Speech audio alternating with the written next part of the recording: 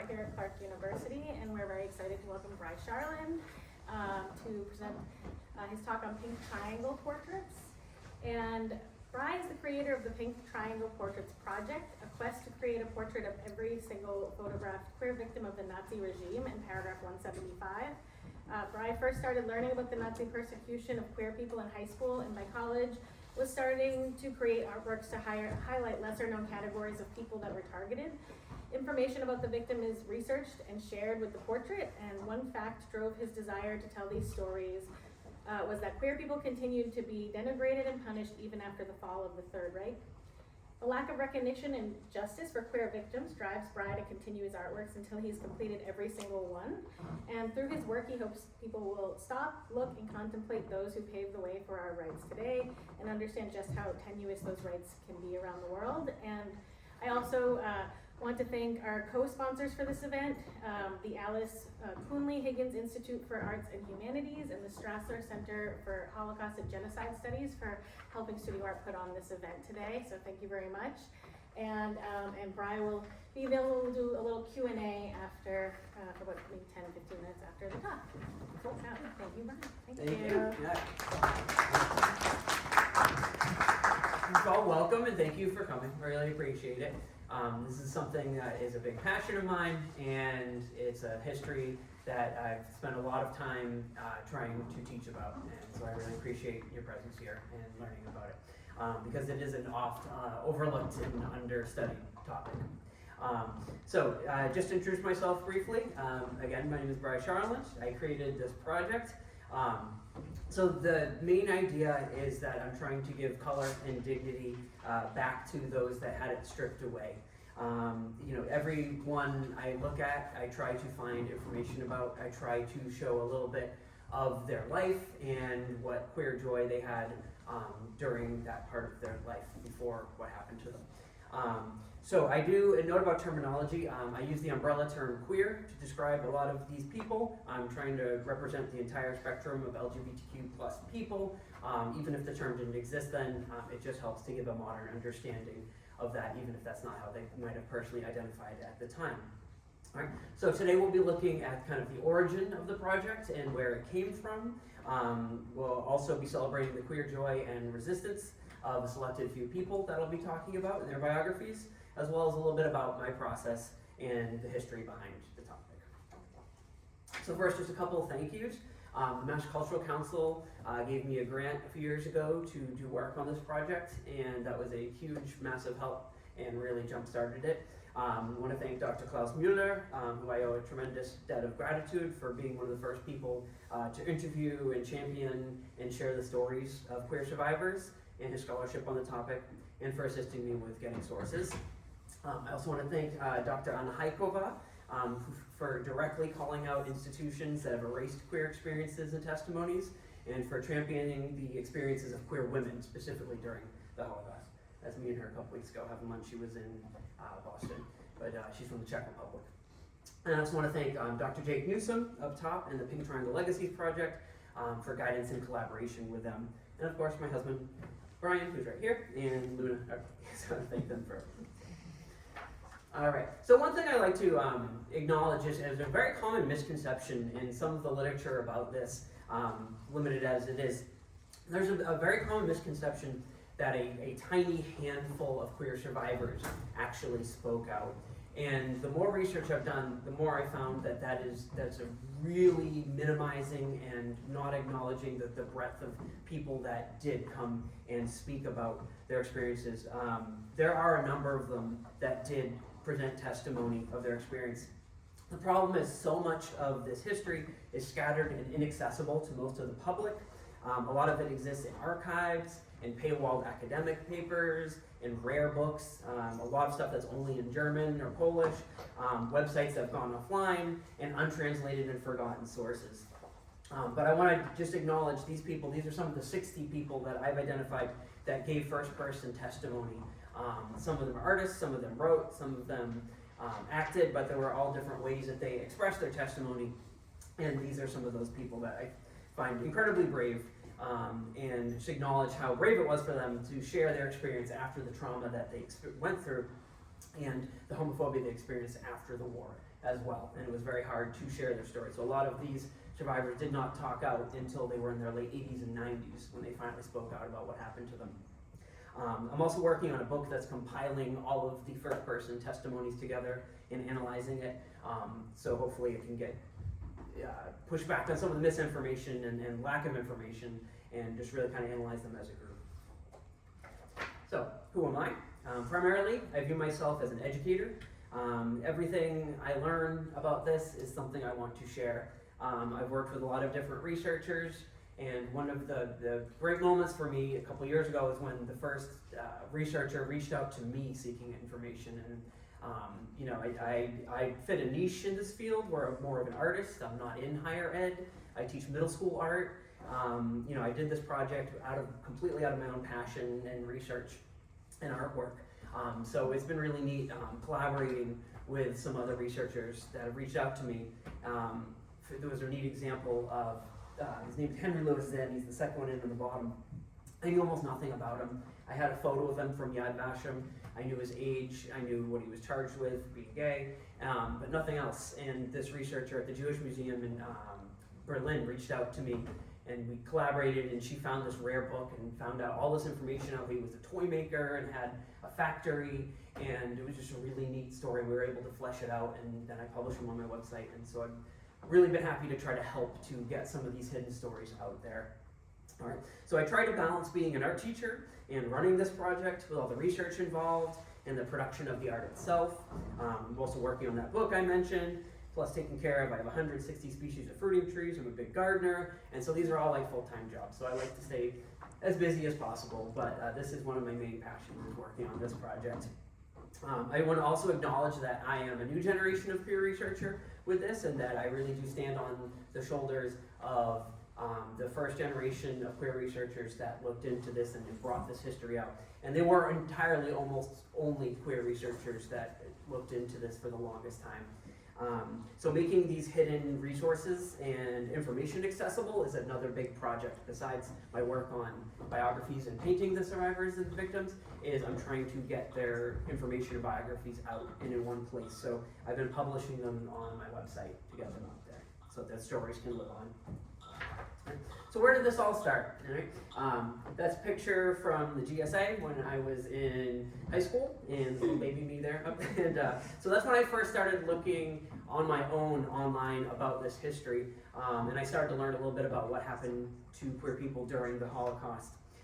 In college, I was starting to create artworks and posters of lesser-known victim groups like the Sinta and Romani, Jehovah's Witnesses, queer people, and so on.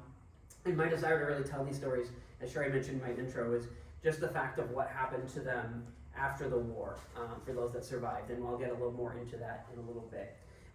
So the lack of recognition was a big thing, as I really wanted to make sure that I was getting their stories back out into the world.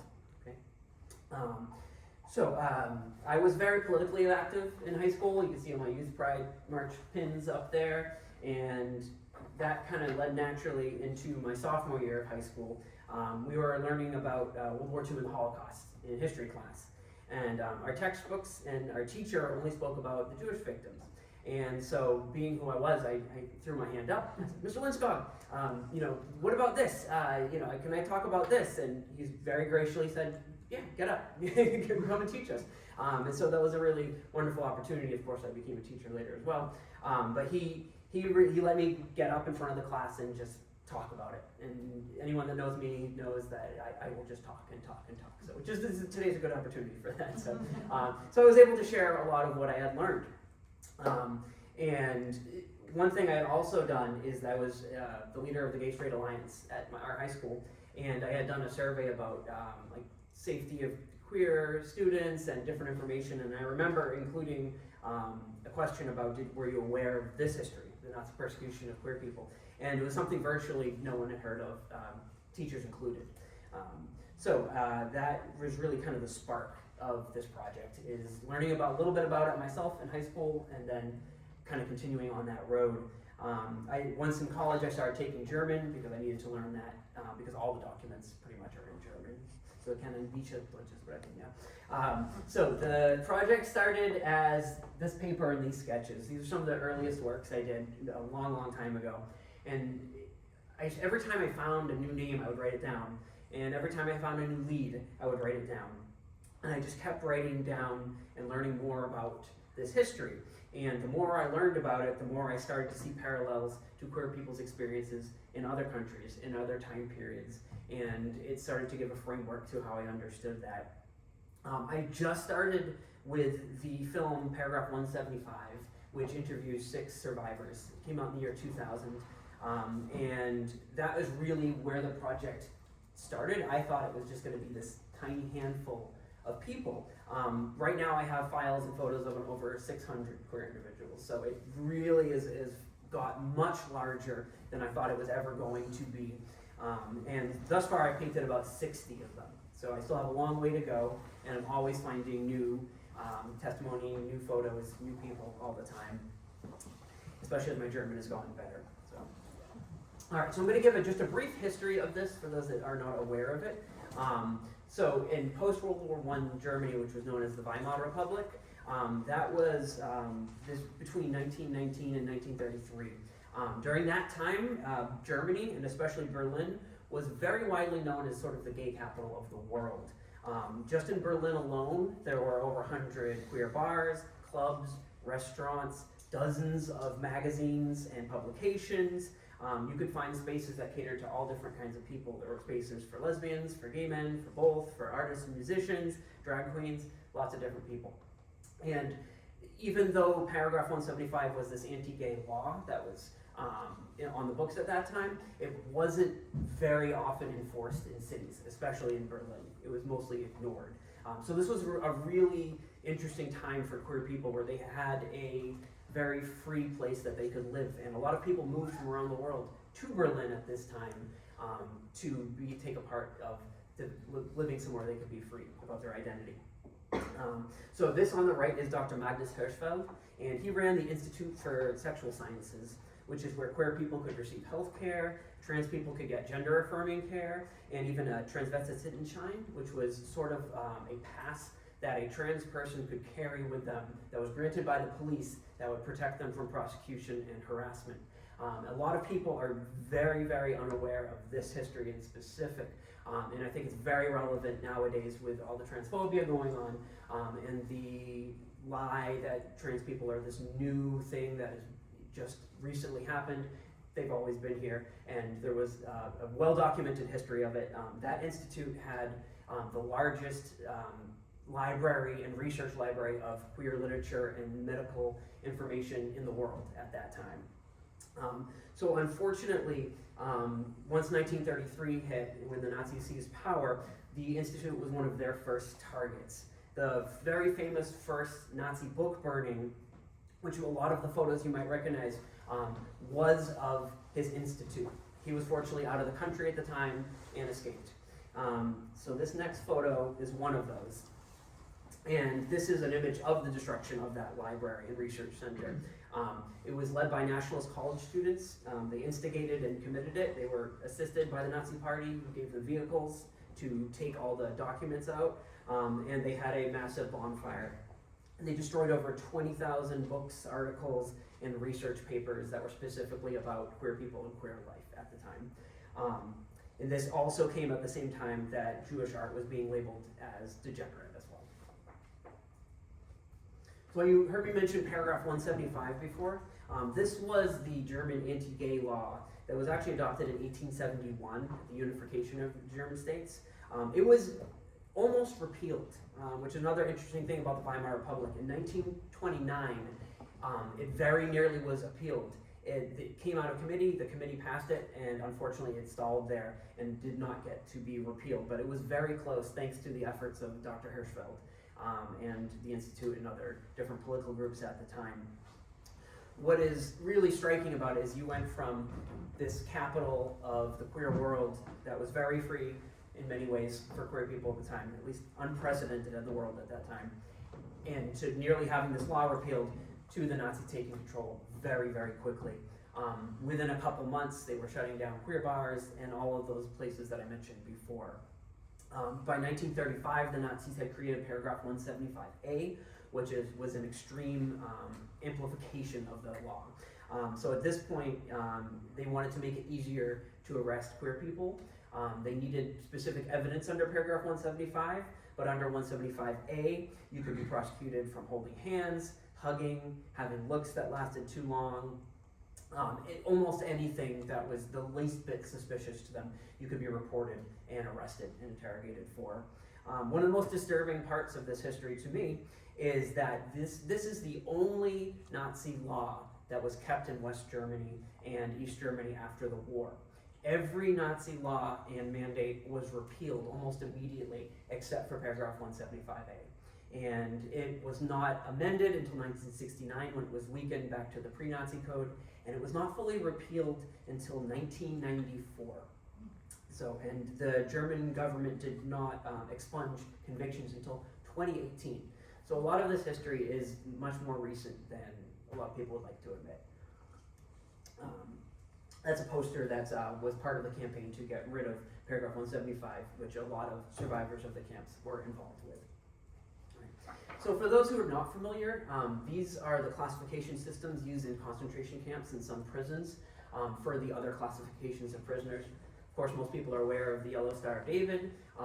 These are the other ones that for different categories. Red was for political prisoners, green was for criminals, or who the Nazis considered criminals, blue was for immigrants, purple was for Jehovah's Witnesses, pink was for homosexual and gay people, black was for asocial, which was sort of a large grouping of people that didn't want to work for the Nazis, lesbians, Roma and Sinti people, disabled people, and others that didn't fit neatly in another category. And sometimes these things could vary and change. There were different symbols given to different types of prisoners at different times. If you were Jewish and one of these, you would have a yellow vertical triangle put behind it, so it did look like the Star of David, but with that second color.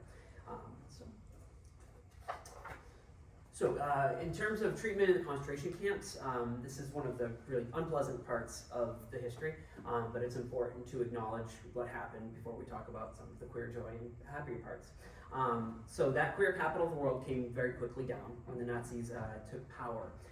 Arrests under paragraph 175 suddenly skyrocketed and increased massively.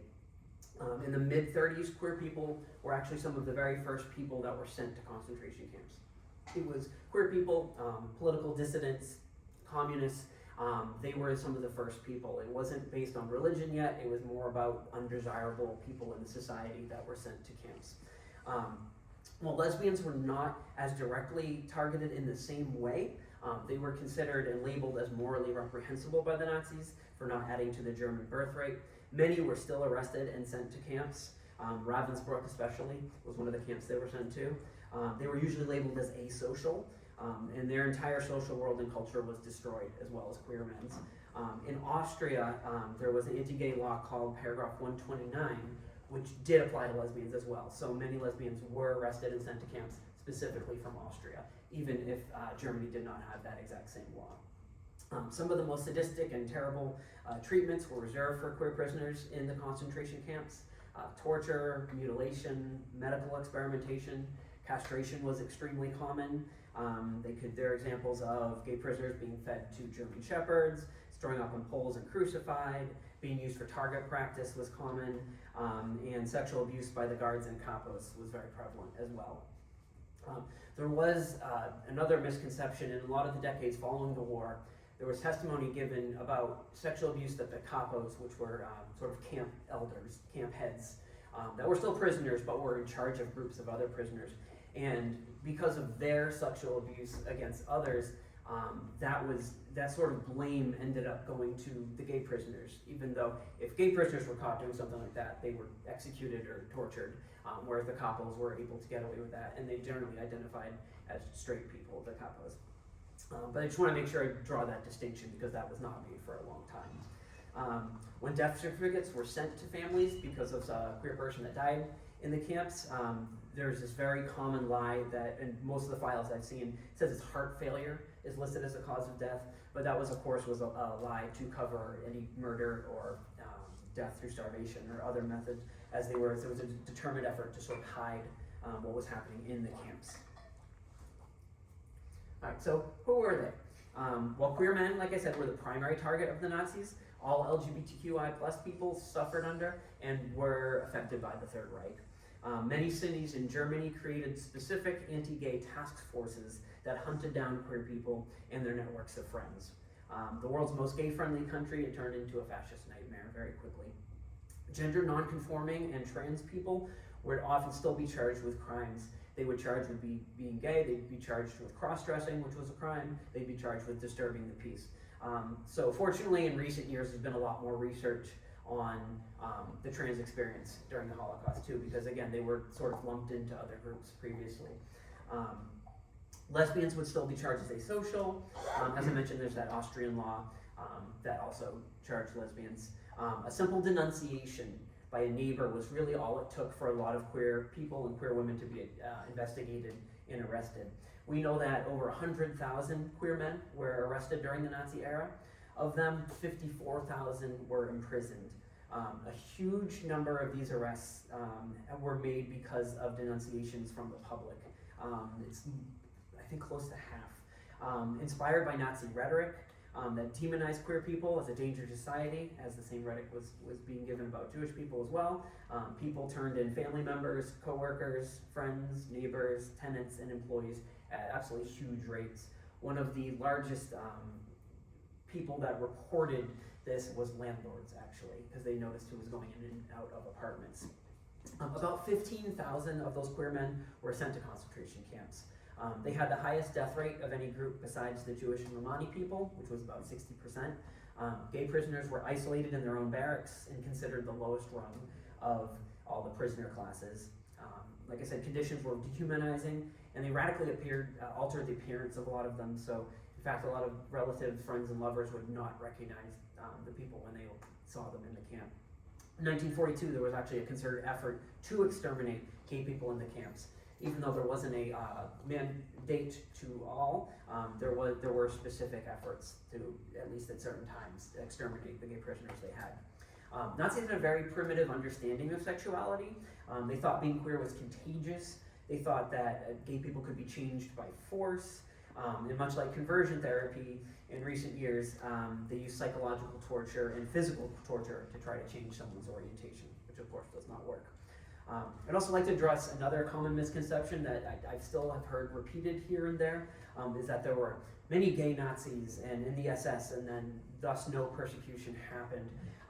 While there are certainly a few isolated cases of that, the truth is Heinrich Himmler was fervently homophobic.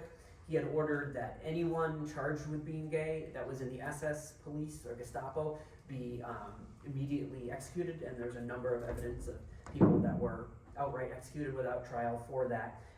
While there was a single gay general in the Nazi ranks at the start of the Nazi reign, Ernst Röhm, he was quickly disavowed within a year and murdered in the Night of the Long Knives. And as soon as he was murdered, Hitler publicly addressed on the radio saying that gays were degenerate, un-German perverts who threatened the master race. So again, the misconception that the Nazi ranks were just full of gay people that were openly living, it's simply just not true. The few that were desperately hiding. So one thing that happened at the end of the war, when the Allies freed the camps, this is another piece of the history that a lot of people are very unfamiliar with. Most prisoners were released. Gay prisoners were re-imprisoned to finish their sentences. If you imagine just sort of the world-crushing despair of surviving a camp all the way to the end, surviving the death marches, having the Allies finally arrive and save you, and then just being thrown in another prison. And this is something that happened to a lot of gay prisoners.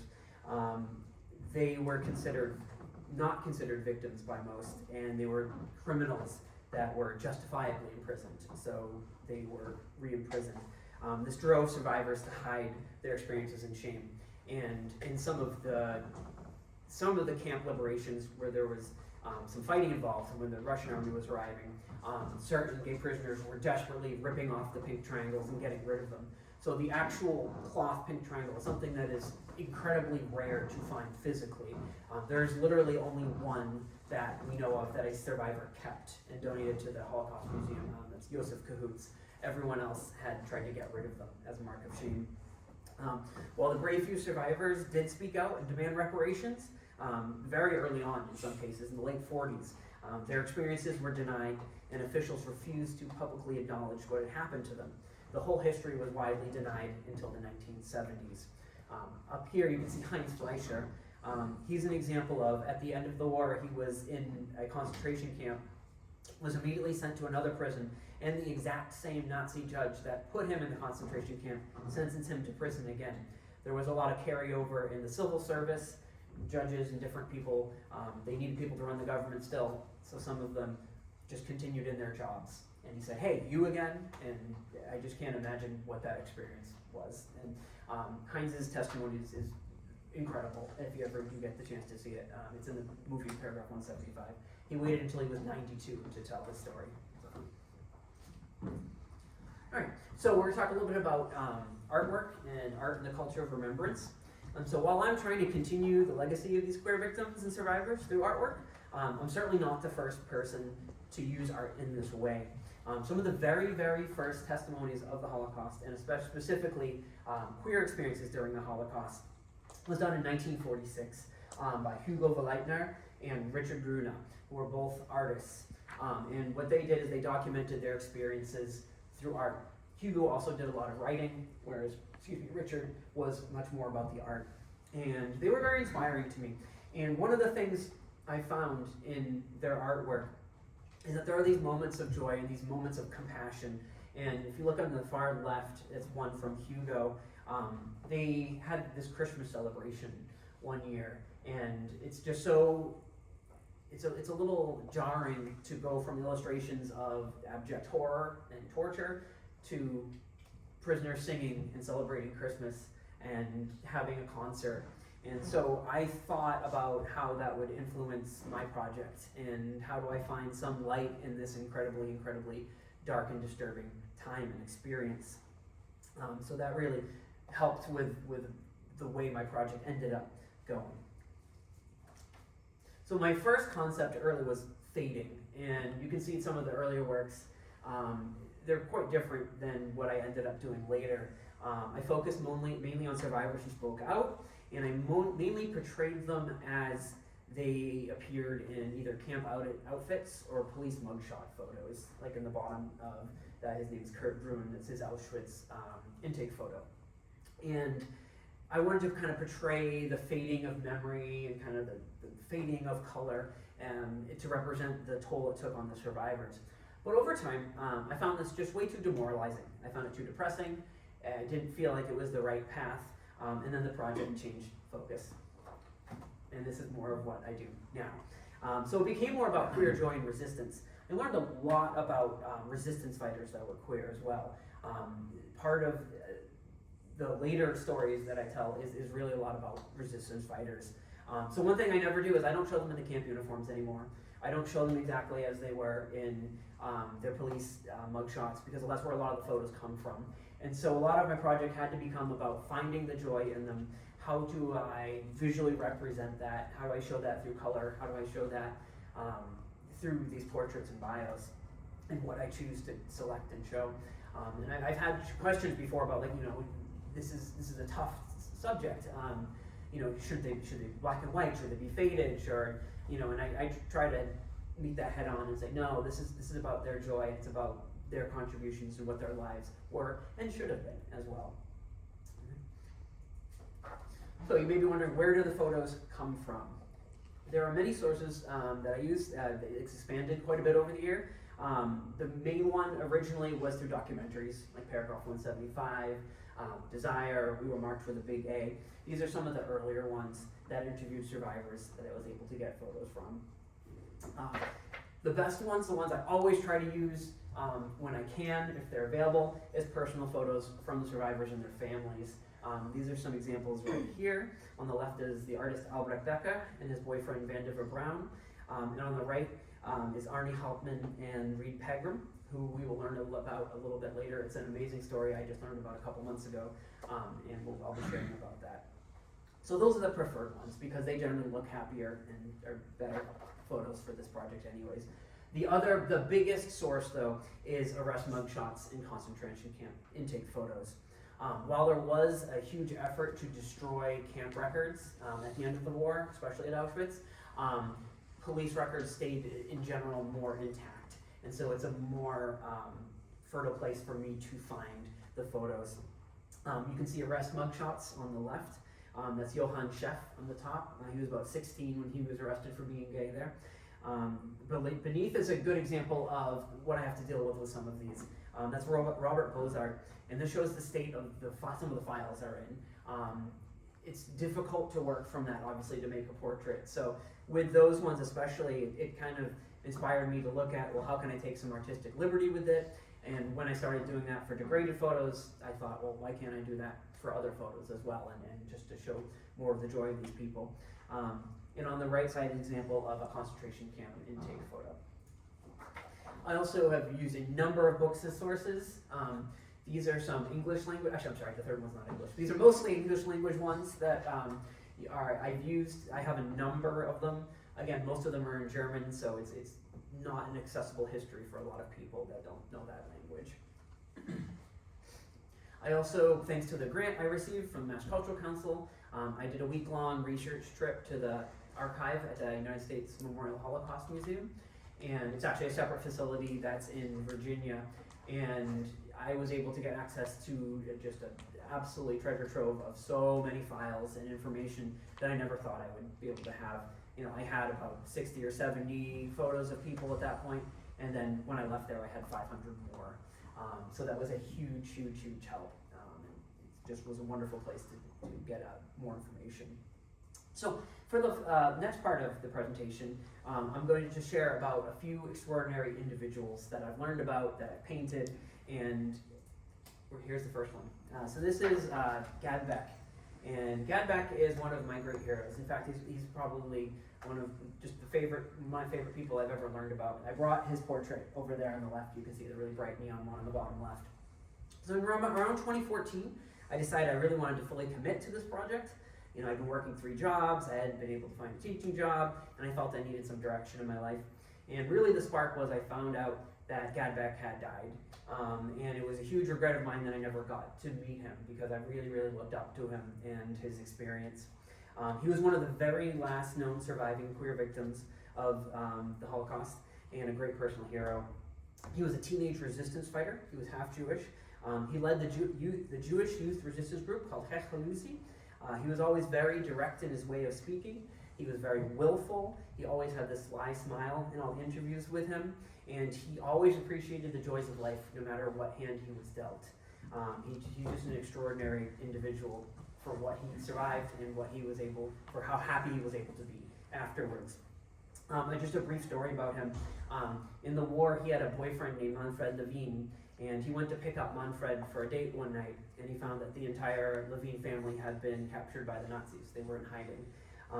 So Gad was very quick-witted. Again, he was a resistance fighter. He went to his boss, and his boss had a son who had a Hitler Youth uniform that was about his size. So he wore the Hitler Youth uniform, and he marched into the camp, and he was looking for the Obersturmbannführer, the head of the camp. And he said, "Herr Obersturmbannführer, do you have the Jew Levine? We are renovating an apartment, and he has the keys. He hid them. We need him." And they said, "Okay." And they got him. And he said, "You'll bring him back, right?" He said, "Yes. What would I need with him?" And he walked out of the camp with his boyfriend, which is an extraordinary, extraordinary thing. He was just incredibly, incredibly brave, and that's just one of the stories about him. Sadly, Manfred did not know what awaited them in the camps, and he had left behind his family, which had several sick members, including a sick younger sibling, and he couldn't bear to be away from them. So even though Gad had a safe house and money and arranged for everything, Manfred turned around and went back to the camp, and his entire family was gassed at Auschwitz shortly after, unfortunately. But Gad was incredibly brave to do that, and even after this loss of his huge love, he continued to fight, and he continued right until his capture, right before the end of the war. He did survive, though. Before Manfred was captured, he gave a book of poetry and drawings that he made for his boyfriend Gad, and I'm just going to do a little reading from that book, and that's the book right there. It was called "Do You Remember When?" and that Manfred made for Gad. And he wrote, "A void opens within me, spirit and body suddenly are lame. The time that follows is torture, the time in which I seek out the strength to go on living. Often I see myself standing at the edge of an abyss, felt my utter abandonment, and the dizziness when I let my eyes look down, and the sudden draining of blood from my cheeks. But suddenly, from the blackest depths, a gentle voice came echoing. Looking down, I wondered who might be calling out to me. Although the voice was one I knew at once, it was the voice of a sacred power, it was the sound of our souls in harmony, it was the essence of our humanity. The quality we must never lose when in a single move, destiny unleashes its terrible game and sweeps you away to some far distant land when our exile stretches ever further. Will the last bonds of our community be torn apart? Then don't lament. Even though the fire torments your heart, there is one sure support, a voice that we call friendship. And he ended with, Nicht allein zum Schlafen ist die Nacht, darum mein Lieber haben wir schon viel gewagt, which means night exists for more than sleep, my love, which is why we stayed awake so often. And that booklet is at the Holocaust Museum in DC. It was donated by God's partner. So the lost opportunities and the lack of restitution is really what drove me on, and these stories drove me on. And there's so many of them, but we have a couple that we're going to look at. This is Willem Orandius. Willem was a gay Dutch artist and a well-known resistance fighter. There were many, many queer resistance fighters and people who actively fought back against the Nazis. This is one of the very significant individuals for the scale of what he did. At 17, he was kicked out of his house for being gay. His parents wouldn't accept him. So he went to art school, and he had the dream of being a painter. He painted murals. He worked hard to make a life for him and his partner named Jan Thiessen. He was also an author, and he wrote a biography of a French gay artist, and that improved their financial situation at the time. When the Nazis invaded the Netherlands, he became very active in the Dutch resistance, and he created a cell that was actually mostly queer people and was almost entirely artists. And they did a variety of different things. It wasn't just direct combat as well. They used their skills to help Jews and others in need. Willem's group created tens of thousands, we think it's close to 80,000 fake identity cards that stripped the identity of someone who was Jewish from their card, which would prevent them from being deported, prevent them from being arrested. He worked with Frida Belafonte. You can see the other large painting over against the wall. That's Frida. She was a lesbian resistance fighter in this cell. They worked together and they did this. But what Willem noticed was there was a Nazi registry building, which you can see in the slide here, that had all the originals. So if anyone were to check your card against the original, you'd be caught. So they decided, well, we're going to blow it up. And they did. So Willem and the others, one of my favorite stories from the Holocaust, they stockpiled weapons, explosives, stolen uniforms in the basement of a lesbian bar called Café Mandia. Willem led the attack on the building, which he blew up. You can see the rubble there. They took with it 800,000 original ID cards. And we know that Willem and Frida and their group are directly responsible for tens of thousands of Jewish people's lives that were saved by destroying the originals. So they were incredibly heroic. They were not caught that night. They made it home, but soon someone betrayed them. Unfortunately, Willem was arrested. He was tortured, but he never gave in. But unfortunately, they found a note that had a list of everyone in the group. And besides Frida, who lived as a man and went undercover and escaped into Switzerland with resistance, just about all of them were executed. But even in death, he was defiant, and his last words were, "Let it be known that homosexuals are not cowards." And one of his co-conspirators, Siod Becker, was the tailor that sewed all the fake Nazi uniforms. His last wish was to be buried in a pink shirt, so that his identity couldn't be erased as well. So they all went out very bravely. Infuriatingly, though, even though his last words, which his lawyer was there, it was his lawyer's job to spread those words, his gay identity was ignored and hidden from the public until the 1990s. He was given posthumous honors and medals, but his queer identity was not revealed until the 90s. So one of these does have a happy ending. This is Walter Arlen on the right, and Walter Arlen was probably the extremely, very much last known queer person who experienced Nazi persecution. His family was extremely lucky. They managed to escape to Austria in 1939. His boyfriend begged him to take him with him, but unfortunately they couldn't get a visa for him. Despite the tragedy, he became a successful composer in America. he significantly lived to see marriage equality, and the man right on the left is Howard Myers, his husband, and was able to marry his husband. They were together for 65 years. He lived a very, very long and happy life, and he passed away at 103 years old just 2 years ago. So he was probably the very, very last one. But his smile really kind of solidified that I was going to paint people for their queer joy and not just for past experiences. This is Reed Pegram, and Reed is extremely unique in my project. He's the only person of color in there. He was a gay black scholar and concentration camp survivor. He was born in Dorchester in Massachusetts, which is really neat. He came from very humble beginnings. He lived with his grandmother, who really, really wanted him to get an education and worked so hard her whole life, even after she was retired, to pay for his education. He struggled against institutionalized racism in Massachusetts, but he successfully was able to attend Boston Latin School, one of, I think, 3 black graduates of the school in its entire history at that point. He then went to Harvard University, where he both got his undergrad and master's degree. He's, again, a very, very small number of people of color had attended Harvard at that point. He wanted to escape racism in America, and so he traveled to Paris. Unfortunately, it was 1938. He got a grant and a fellowship to study at the Sorbonne, and was determined to do that and to live there, even with the threat of war. He ended up falling in love with a student there named Gerd, or he went by Arnie Hauptmann, who was Danish painter, and they were inseparable. They eventually had to flee because the Nazis were invading Paris. They went to several different countries, and they ended up in Italy. They became trapped there. One of the really interesting things about his story is that Harvard and other people were trying to get him out. They sent money, they sent incredibly detailed instructions, because it was extremely difficult to get out of Europe during the war. So they sent him plane tickets, to Barcelona, to get a boat to here, to get a boat to here. And he kept writing these letters back, "I cannot without Arnie," his boyfriend, and he couldn't say why.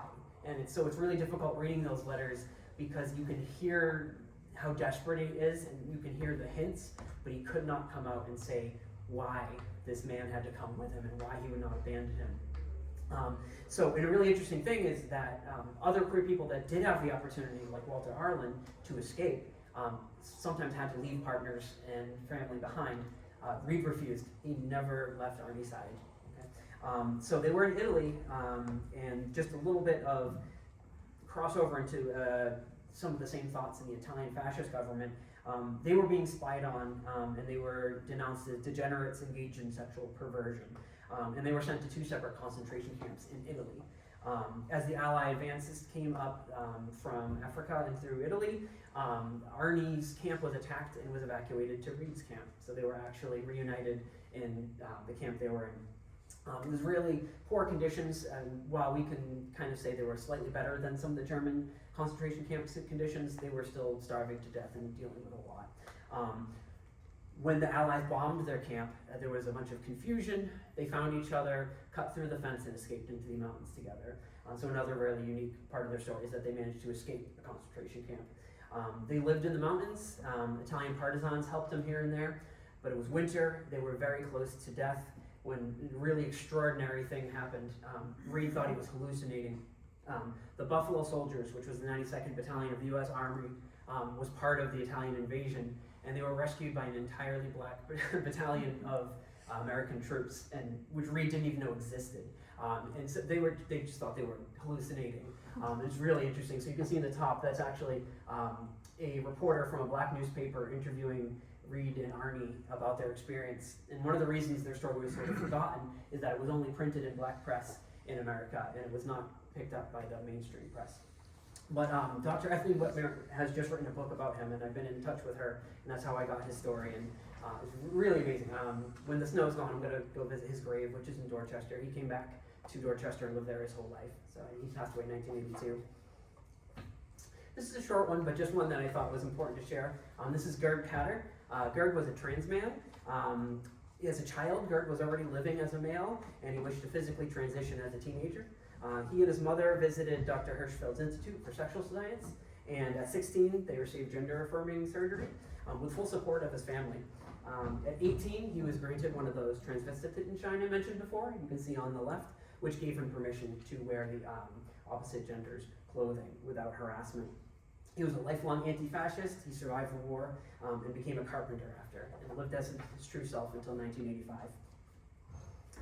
So, just a brief note too, before we wrap up. There's been an issue in this history being told too, is that there's been a lack of inclusivity. Some scholars have really minimized and trivialized experiences of queer people that were not specifically gay men, and even blocked memorials to lesbians in camps and other locations in Germany. This unfortunately happened across decades. Not naming names, but some of these people are still alive and still working in the field. But my project values the experiences of all queer people who experienced and suffered under and resisted against the Nazi regime. These are some examples of just some people who didn't fit neatly into those boxes. On the left is Henny Sherman, who was deported for Ravensbrück for being lesbian. The middle is Liddy Backcroft, who is someone who was openly trans woman, who was deported to Mauthausen. And Fritz Kitzing, who was a non-binary shop owner who survived and lived free as himself the rest of his life. All right. Another topic I want to talk very briefly about is that with intersecting identities, there's been a chance, unfortunately, for kind of the erasure of queer experiences. These are examples of Jewish survivors who gave testimony but had their queerness erased. So rampant homophobia tended to cause this. There are many hidden testimonies in the USC Shoah Foundation interview with queer Jewish survivors. But unfortunately, the only way they classified it as a testimony from a queer survivor is if you were not Jewish for some reason. So if you were a Gentile gay person, they have some interviews with them because they're very, very detailed in how they label things. But this is something I've talked to Dr. Anna Haikova about. She's really been at the forefront of pushing back on this because these were hidden testimonies from queer survivors just because they were also Jewish. And in some of them, if you listen to them, the interviewer, and most of these happened in the 80s and 90s, the interviewer actively steers them away from talking about their queer identity. When they clearly label all the family members, if they speak about a partner, it's only listed as other relationships, which was included tenants and teachers, and so it was really sort of an unfair thing. So we don't know how many more of these are in the Visual History Archive, because they have, I think, about 100,000 video recorded testimonies, but it is something that we've been working on trying to find more of them to get their stories out there. So the recognition of this was very much delayed. Queer people didn't get a memorial until 1987. It's a photo of me at the Homo Monument in Amsterdam at the top right there. And that was the first one in 1987. It's just steps away from Anne Frank's house. It's literally right there.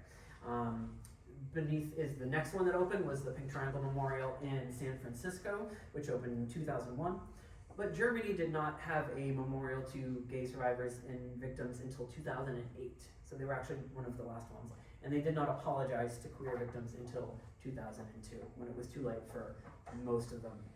So I mean, there are obstacles in sharing this history. I'm not going to go into all of them because I'm running a little short on time, but there's a lot of issues with, again, misinformation and restricting the information from being out there. A lot of times people say this is a hidden history, but I push back on that. It was not hidden because there were so many survivors that did tell their stories, that did share testimony, but publishers would not publish it. Academic institutions would not let them speak. So it was pushed down. It was not hidden because it wasn't there or people weren't willing to speak, but because unfortunately of homophobia in society. All right. So how can you help? Well, you can share on Instagram, Pink Triangle Portraits. You can teach other people what you've learned about today. You can call out scapegoating, transphobic rhetoric, especially if it's coming from your own community. I sell prints and original sketches as well. Reach out to Connections to share, because I'm looking for new places to have the exhibit displayed. We just had one in Bridgewater that came down. And just some other sources. I've done some different videos. I was on American History X and a YouTube video about this. The Gailey Show podcast. My website has a ton of profiles that I add to regularly. The Pink Triangle Legacies Project, which I'm a part of, also has a lot of resources, especially for teachers, that are lessons about how to teach this history. And of course, if you ever have the chance to check out one of the video testimonies from the U.S. Holocaust Museum or the USC Shoah Foundation, those are also very the end of my part for talking for right now.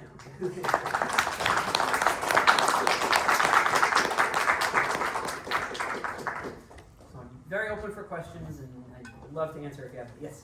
So I feel like the target audience for this because I'm a Jewish, trans, and queer person. Okay. So like, wow. And one of the people who was on the intersectionality pit had like my last names, which I've been told many times doesn't sound Jewish enough. So it was really interesting. Which Marcus, I don't know if we're related, but I know we share that last name, and I've been told many times in my life. Well, your last name doesn't sound Jewish, and I've been and I'm just like, okay, well, what am I supposed to do? It's literally true.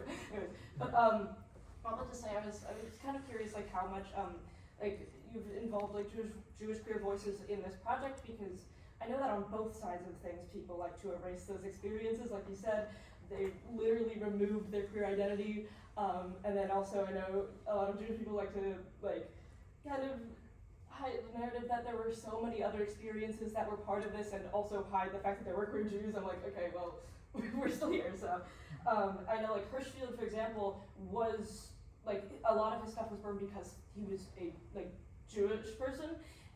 But people like to pretend that either that was the only reason or that was not a reason at all. And it's really important to recognize how these are connected, especially because like even today we see how the degenerate, like you mentioned, was later used to refer to queer people, what started with being referred to Jewish art, or Jewish men who are considered effeminate despite whatever sexuality they have, because they're seen as like less masculine, and the ways in which these are like very tied together, like anti-Semitism and homophobia and a bajillion other bigotries are all connected. So I'm curious how have you like spotlighted any like Jewish queer experiences? Have any Jewish queer people like join this like project? I just kind of how like are you exploring this kind of intersection? Sure, no, that's a great question. It's funny, a lot of people that I find out when they hear about me speak about this, like, oh, the first question is, are you Jewish? It's like, no, I'm actually not, but you know, that's a really interesting. So I mean, the intersecting identities is a huge part of me recognizing a wide swath of people. And so in terms of have other people reach out about this, a lot of researchers that I've worked with are queer and Jewish, yes. So I do get some of the sources from that. There were people I spoke to on a webinar that had met Gad Beck at actually a gay event at a synagogue in New York that he was at in 2000. And so yeah, there's definitely been those connections. One of the ways I would also think about that is when I mentioned some of the gay male researchers that were denying the lesbian experience and queer women's experience in the Holocaust, and to the point of preventing memorials from being placed. I've seen all this. Like I said, these are all things that I've read about and dealt with and kind of have to navigate through my own way. And my own way is obviously to be inclusive and to recognize that people had different ways of identifying, different factors, different methods of persecution depending on who they were. Some of the lesbians that were sent to camps were Jewish as well, and it is an interesting question of what was their kind of the primary identity that they were being punished for. And in some files, it will mainly highlight licentious lesbian, and it mostly focuses on that. Some of them will start mainly that they're Jewish, but it'll also mention had relations with women. So it's a really interesting thing. I just try to be inclusive as much as I can. Dr. Hakova is someone that I've worked with that has been very helpful in sending me some of these people, and because she's really an expert, she's like the world expert on Theresienstadt. She's done several books about that camp, and the family camp is what it was called. And so she has a lot of insight into people who maybe didn't identify as queer, but maybe had queer experiences.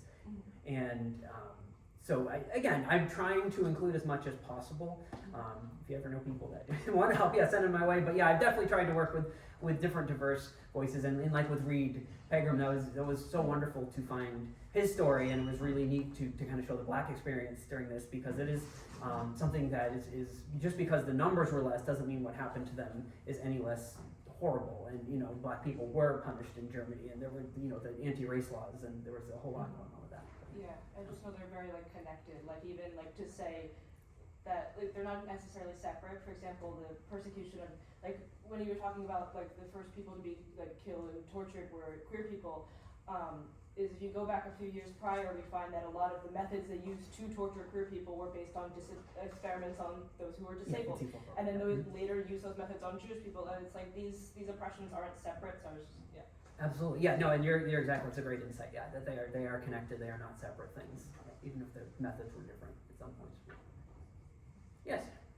Yeah, my father fought in Patton's Third Army, and according to him, he went into Dachau and liberated some of the people that were in Dachau. Wow. And I love war stories. People should do research on war stories because you can't sound out fact from fiction.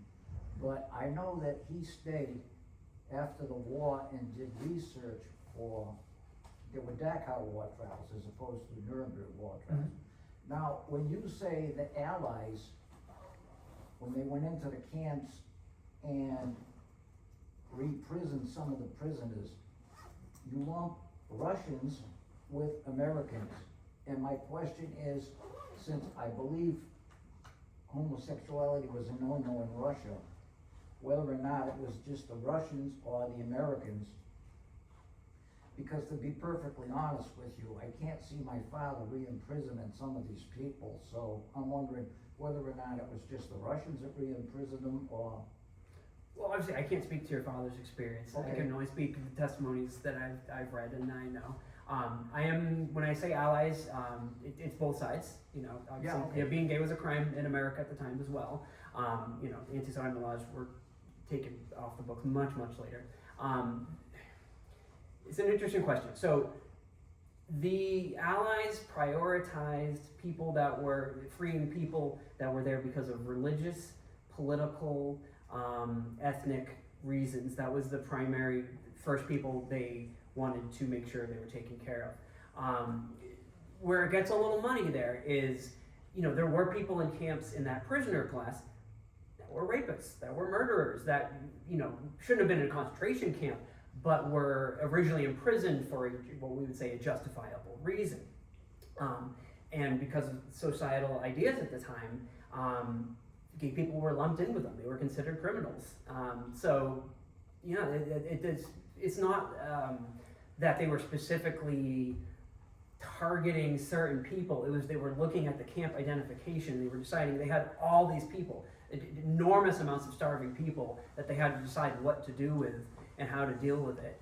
And a lot of these decisions would not be made at the infantry level. They would have been made higher up as well.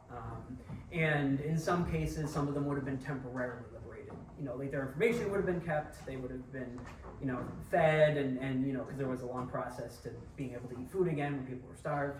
And then they were retried and resentenced later. But there's definitely evidence that a number of them were just kept in prison. They were not freed. I have another question. Yes.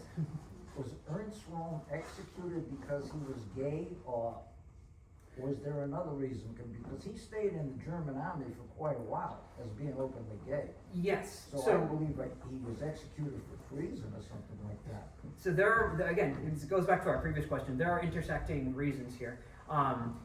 The historians agree that the primary reason that he was executed was that the SA was a threat to the SS. And because their numbers were so much larger, they had about 3.4 million people, and the SS was very small at that time. They used his gay identity to help justify the murder as well. And then again, like I said, Hitler got on the radio right after and used that as his reason for why he was executed and many of the people around him, because Rome was fairly openly gay. Yeah, exactly. Yeah. What you're saying is consistent. Right. Perfectly consistent. Yeah, and you know, but even you going to Rome, you know, like he was wildly anti-Semitic. You know, he only associated with like big, muscular, very straight-presenting men. He hated feminine men. You know, he hated trans people. So you know, just want to make that distinction as well. So he was no kind person because he was queer. You know.